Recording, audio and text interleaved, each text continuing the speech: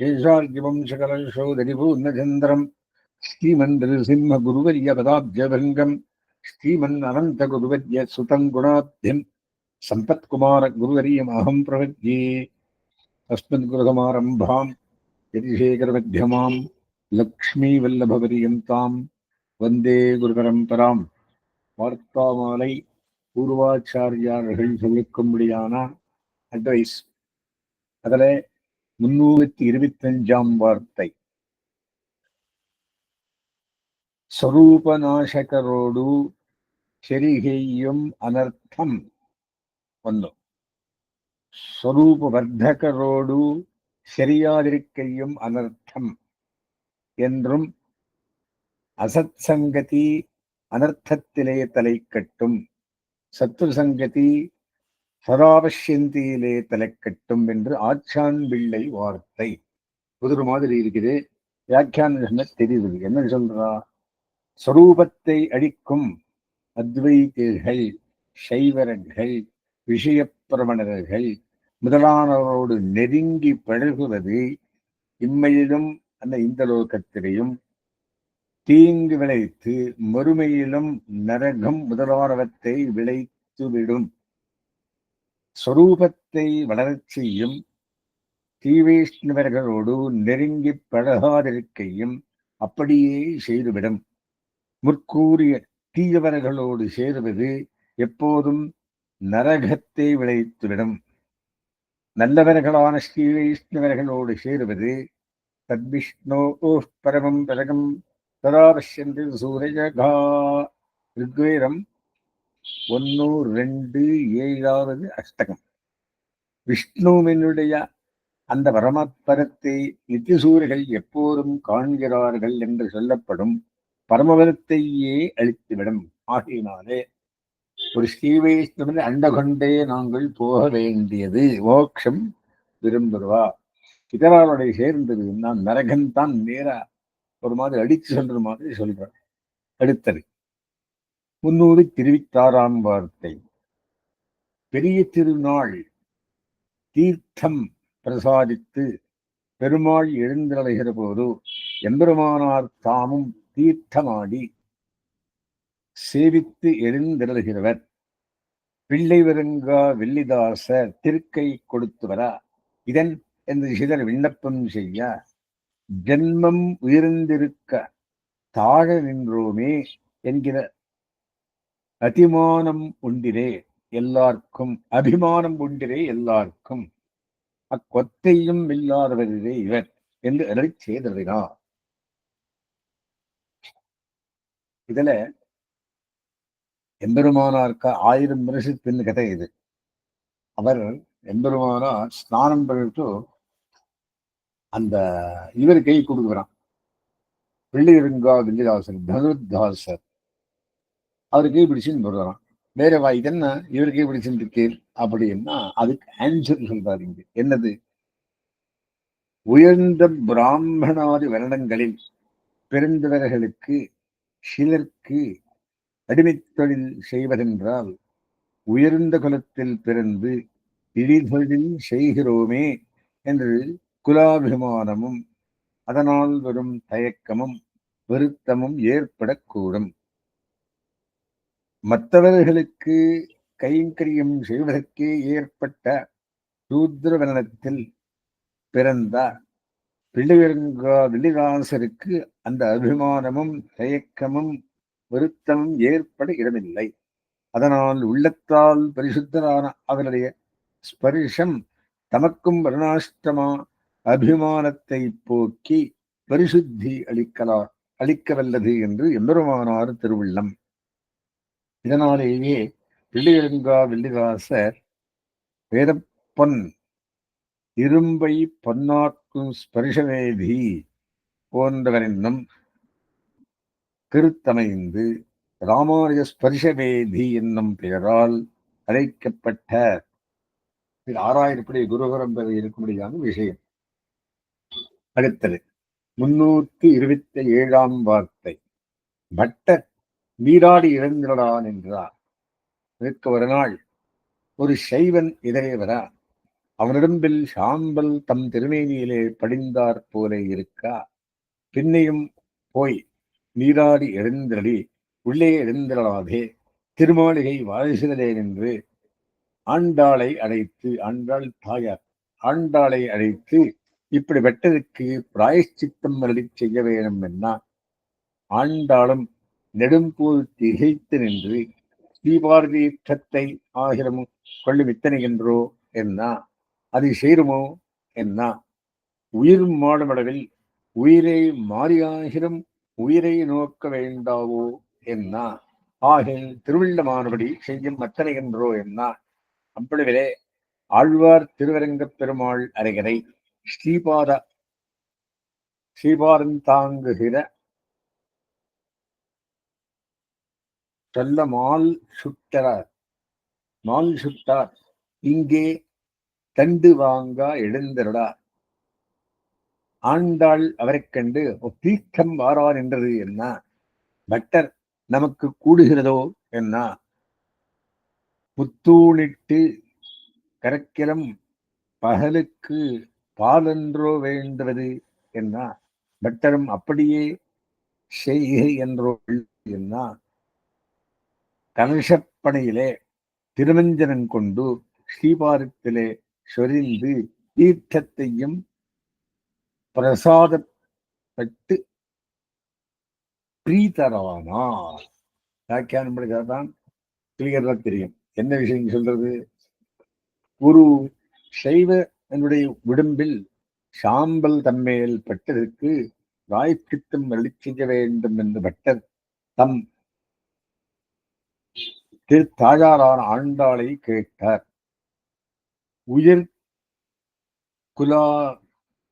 உயிர்குலாபிமானம் இல்லாத தாசரான பரம பாகவதர் ஒருவரின் ஸ்ரீபாரதீர்த்தத்தை ஸ்வீகரிப்பதே இதற்கு பிராயச்சித்த ஆகும் என்றார் ஆண்டாள் திருத்தாயார். அத்தகையவர் அடியேருக்கு ஸ்ரீபாரதீர்த்தம் அவிக்க இசையமாட்டாராகியாலே அது கிடைக்குமோ என்று அதிசங்கைப்பட்டார் பட்டர். அதற்கு ஆண்டான், ஆத்மநாசத்தை விளைவிக்கும் ஒரு தோஷம் வந்துவிட்ட போது அதற்கு உயிரை கொடுத்தாலும் பரிகாரம் தேடி ஆத்மாவை ரட்சிக்க வேண்டாவோ, ஆகையால் எப்படியாவது முயன்று அத்தகைய ஸ்ரீபாரதீர்த்தம் கொள்வீர் என்று அருளினான்.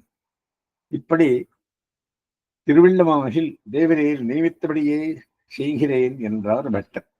அப்போது ஆழ்வார் திருவரங்கப் பெருமாள் அருகிற்கு ஸ்ரீபாதம் தாங்கும் பிரம்மரத்தம் எழுந்தருளப் பெண்ணும் ஒரு பரம பாகவதர் அங்கு ஒரு காரியமாக எழுந்தருள அவரை கண்டு ஆண்டாள் தீர்த்தம் பெறுகின்றது என்றாள். அதற்கு பட்டர் நமக்கு கிடைக்குமோ என்று ஐயமுத்தார். பசுவிற்கு வயிறு நிறைய தீனி போட்டு கறந்தாவது குழந்தைக்கு பால் சம்பாதித்துத்தானே ஆக வேண்டும். அதுபோலே இவரை அனுபத்தித்தாவது ஸ்ரீபாரதீர்த்தம் கொள்ளும் என்று ஆண்டாள் நியமிக்க பட்டரும் அப்படியே செய்து உகந்தார் என்று கருத்து. ஆளவந்தார் குமாரர் இந்த திருவரங்கப் பெருமாளரை அவருக்கு ஒரு துர்மரணம் நடந்திருந்தது. அரையரவர் அரையருக்கு பரிசுத்துக் கொருதரன் அவருடைய அபிநயம் முடிஞ்ச பிறகு இந்த அத்தியனோத்சவத்துக்குள்ள ஒரு ரதத்துல உட்காந்து வச்சு ஊர்வலம் வரா. அத்தை 7 என்று ஒரு சுவாமி வந்தாராம். அவர் ஸ்ரீபாரதீர்த்தம் வாங்கிட்டாராம் அந்த தோஷம் போறதுக்காக. அது கதை. இது அடுத்தது 328ஆம் வார்த்தை. பட்டர் அரியில் சம்மதியார் என்று பட்டலே ஸ்ரீபாரத்தை வேறே சிலரை இட்டு விளக்குவித்து ஆண்டாள் பிரசாரப்பட்டவாறு ஒருவர் என்று நஞ்சியர் எழச் செய்தார் என்று நம்பிள்ளை எழச் செய்த. இது நம்பிள்ளைக்கு நஞ்சியருக்கு நடந்த வார்த்தை. நஞ்சியர் யாரு? பட்டரால் சீர்திருத்தப்பட்ட ஆச்சாரியர் குரு பரம்பரையில. அவர் அவருடைய சிஷ்யர் நம்பிள்ளைக்கு சொல்றார் என்ன,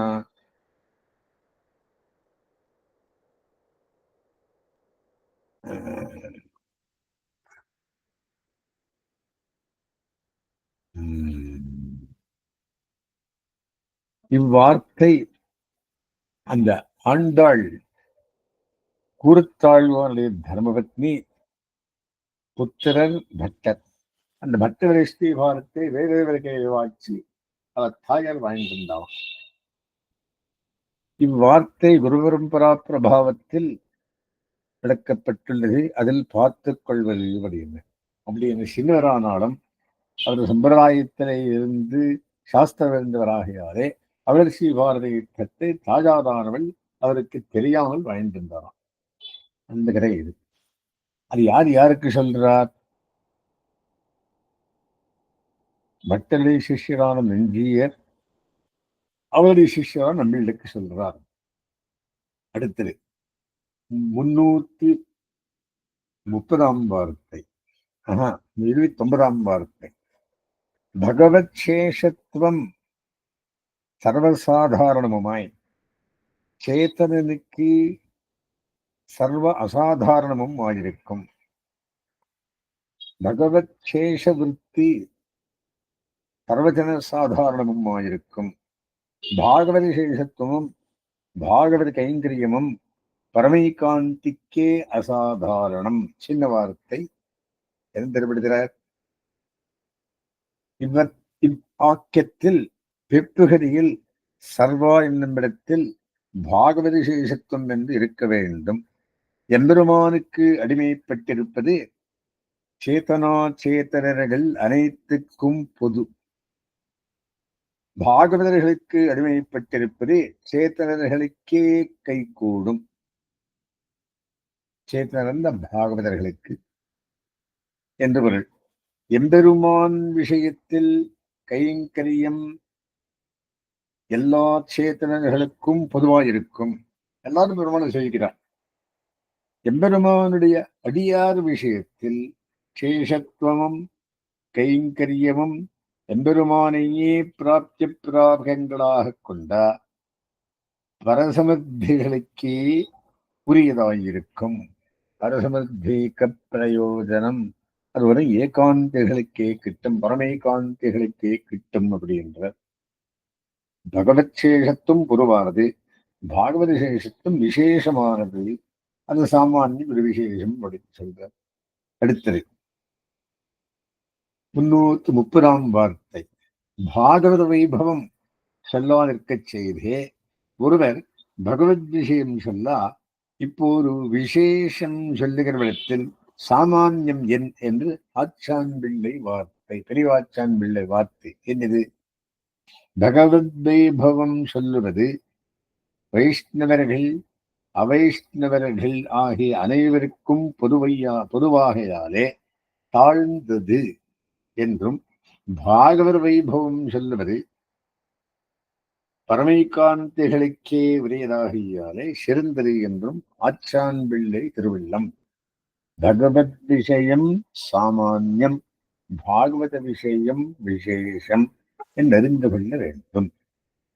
அடுத்தது 331 வார்த்தை. மத்பக்த விஸ்லேஷ விஷயத்தில் சத்தையுடனே இருக்கும் அவர்கள் மத் விஷய சத்ருக்கள் என்று ஈஸ்வர வாக்கியம்.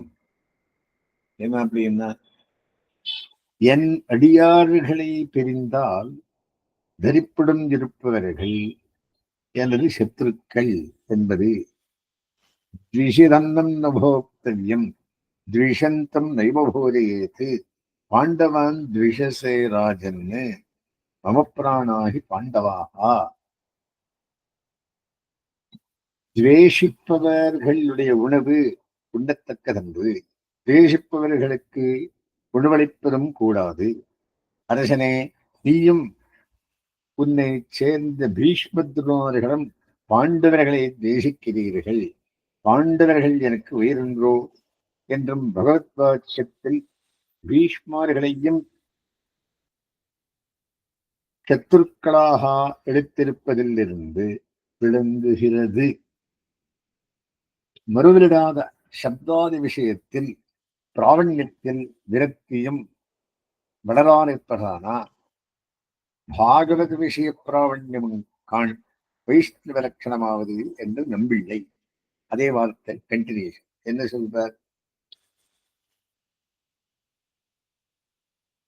சப்தாதி விஷய ஈடுபாட்டில் நிறைந்த வைராக்கியமும் மேலும் மேலும் வளரும் பாகவத விஷயத்தில் ஈடுபாடுமே வைஷ்ணவ லட்சணம் என்பது முற்கூறிய எம்பெருமான் திருவள்ளத்தை அடியற்கு நம்பிள்ளை அளிச் சேர்ந்தது. மறுபடியும் சொல்றேன், சப்தாதி விஷயம் ஈடுபாட்டிலே நிறைந்த வைராக்கியமும் மேலும் மேலும் வளரும் பாகவத விஷயத்தில் ஈடுபாடுமே வைஷ்ணவ லட்சணம். ஆழ்வார் 4ஆம் பத்திலே வைராக்கியத்தை பற்றி சொல்கிறார். 4 விஷயமான வைராக்கியம். ஐஸ்வரி கைவத்திலே வைராக்கியம், வரநாயகத்திலே இதர தேவதா வைராக்கியம், அந்த ஒரு திருவாய்மொழியிலே ஏராளு விரையோனம் ஆத்மாத்மே வைராக்கியம், தன்னாதார் முகலிப்பா லோகயாத்திரா வைராக்கியம், 4 விதம் வைராக்கியத்தை சொல்வர். அது உடனே அவருக்கு என்ன வருது? அதனுடைய பலமா வைராக்கிய பலமாக பக்தி வளர்கிறது. 5ஆம் பத்திலே பொய்யை கைமை சொல்லி புறமே பெருமையாடி வெய்யே வைத்திருந்தேன் அப்படிங்கிற அந்த மாதிரி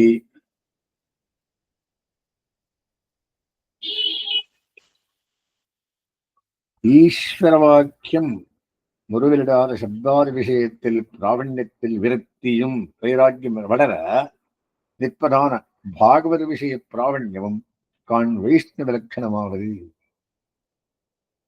வைராக்கியத்தை வளர்த்தது அப்படின்னா பக்தி பெறும். அது பாகவத விஷயம். 4ஆம் பத்துக்கும் 5ஆம் பத்துக்கும் லிங்க். அதே மாதிரி அடுத்த வார்த்தை 332ஆம் வார்த்தை. ஒருவனுக்கு ஒரு வியசனம் உண்டானால் அந்த வியசனம் தீரும்படியாக பிரசாதிக்க வேண்டும் என்று ஒரு ஸ்ரீ வைஷ்ணவனை அபேட்சிக்க, அந்த ஸ்ரீ வைஷ்ணவனும் பிரசாதிக்க அவருக்கு அந்த வியசனம் தீரக்காணான் என்கிறோம். ஒரு சுவாமி கஷ்டம் வருது, இன்னொரு வைஷ்ணவர் வந்து கேட்கிறார், அவரு பரிகாரம் சொல்றார், அவருக்கு அந்த தீமை போயிடுது, கஷ்டம் போயிடுது. இது பகவத் சக்தியாலேயோ வைஷ்ணவன் சக்தியாலேயோ என்று பின்படிகை பிரமாண்டியர் நம்பிள்ளையை கேட்கா. சுவாமி, இது பெருமாளர் பண்ற காரியமா இல்ல வைஷ்ணவ சக்தி பண்ணும் காரியமான்னு கேட்கிறார். யாரு? பின்படிகை பெருமாள் ஜீயர் நம்பிள்ளை. பின்படிகை பெருமாள் ஜீயரை என் புக்கு வாக்கியங்கள் தான் எழுதி இருக்கிறது. நம்பிள்ளையை கேட்கிறார், பகவத் சக்தியாலே ஏர் என்று எழுத்திய எல்லாம் பகவானால் நடக்கிறதுப்பா அப்படின்னு. ஆனால் எம்பெருமானை அபேட்சிக்க அமையாதோ? பெருமாளை நேரவே கேட்கலாமே, மத்திய ஆச்சாரியன் என்னத்துக்கு எப்படி இருந்தார்? என்ன அமையாது, அது கூடாது. அவனை பிரசாதிப்பித்துக் கொள்ளும் வகை இது வல்லதில்லை. ஆச்சாரியனை அண்டுகொண்டே பகவத் பிரசாதம் வர வேண்டும். அது வேறு வழி இல்லை. ஒரு வைஷ்ணவன் பிரதிஜையை எம்பெருமான் முடித்துக் கொடுத்த இடமுண்டோ? என்ன இதுக்கு ஒரு எக்ஸாம்பிள் இருக்கா சுவாமி அப்படின்னா, அர்ஜுனனுக்கு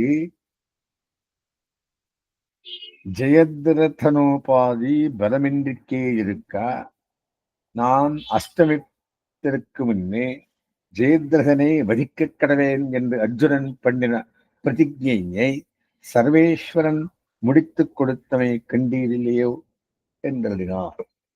இதுக்கு வியாக்கியானம். ஸ்ரீ வைஷ்ணவனுடைய வாக்கின் சக்தியாலே பிறர்க்கு துன்பங்கள் நீங்குவது எம்பெருமானுடைய சக்தியாலையா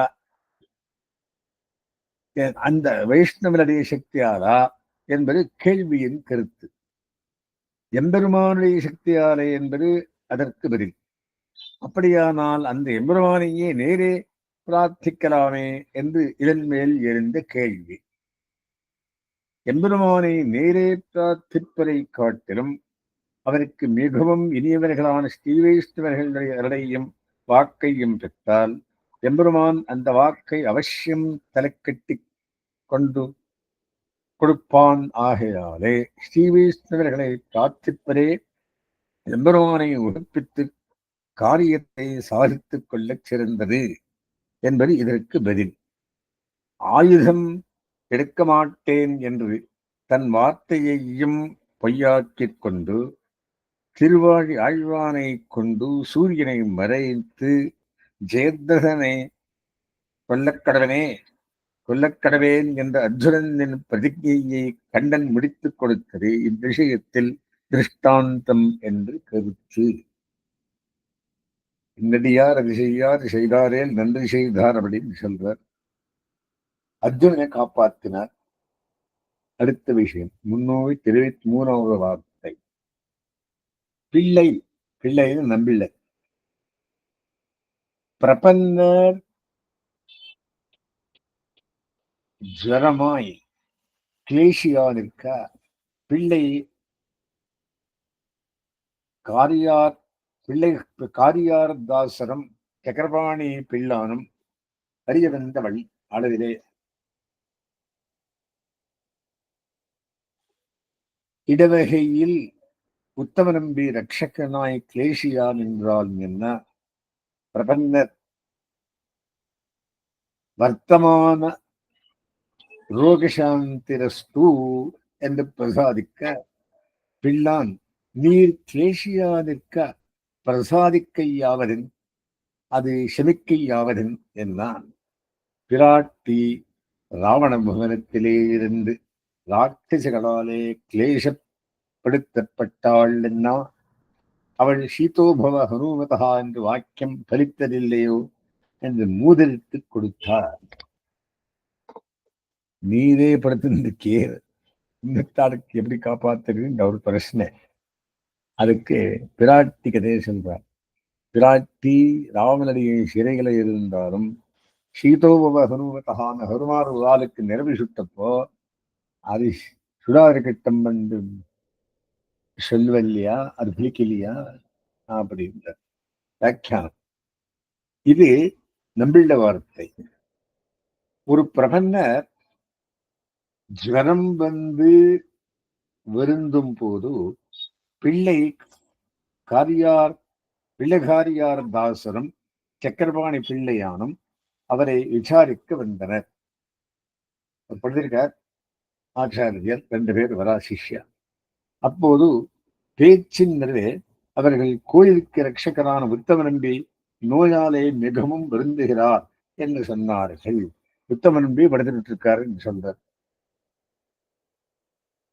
அந்த பிரபன்னர் உத்தம நம்பிக்கை இப்போது இருக்கும் நோய் தீர்க்கிறது என்று எண்ணினார். அதை கேட்ட சக்கரபாணி பிள்ளான் நீர் நோயாலே வருந்தும் போது பிறர் நோயை தீர்க்கும் ஒரு வாக்குக்கு சக்தி உண்டோ? அவரையே கொஸ்டின் பண்றார்.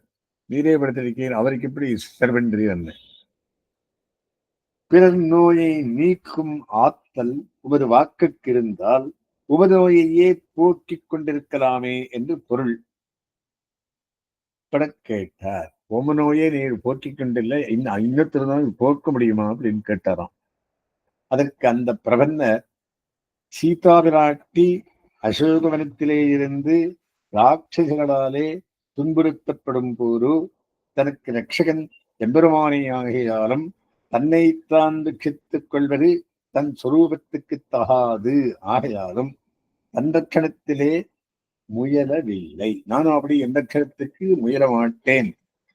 ஆனால் பரம பாகவதனான அனுமன் வாரிலே அரக்கர்கள் நெருப்பை வைத்த போது அதற்கு பரிகாரம் தேர வேண்டியது அவசியமாகியாலே அக்னியே நீ அருவனுக்கு குளிர்ந்திருப்பாயாக என்றும் வாக்கை அருளினாள். சீதோ பவ ஹனுமதா, அது பலித்தது என்று ஸ்ரீ ராமாயணத்தில் காண்கிறோம். ஆகவே ஸ்ரீ வைஷ்ணவர்களான நாம் அறிந்த ஸ்ரீ வைஷ்ணவர்களுக்கு துன்பம் நேரும் போது அது தீர வேண்டும் என்னும் வாக்கை சொன்னால் அது அவசியம் பலிக்கும் என்று பதில் மூலம் பிரமாணம் காட்டி அர்த்த நிஷ்கர்ஷம் செய்தார். சிஷ்யரே இந்த மாதிரி பிரச்சனை பண்றான். அடுத்தது 334 வார்த்தை. அறந்தாழ்வான் நோவிசாத்தி கிடந்தார் என்று கேட்டருளி திருவேங்கடமுடியான் அறந்தாழ்வானை அறிந்து பாருங்கோள் என்று சில ஏகாங்கி ஸ்ரீ வைஷ்ணவர்களை விட்டு அறிவிக்க அறந்தாழ்வான் படுத்துட்டு இருந்தார். திருவேங்கடமுடியான் 4 பேர் சிஷ்யாலை அனுபவிச்சு அது எப்படி இருக்காரு பார்த்துட்டு வாங்கோன்னு அனுபவிச்சார்.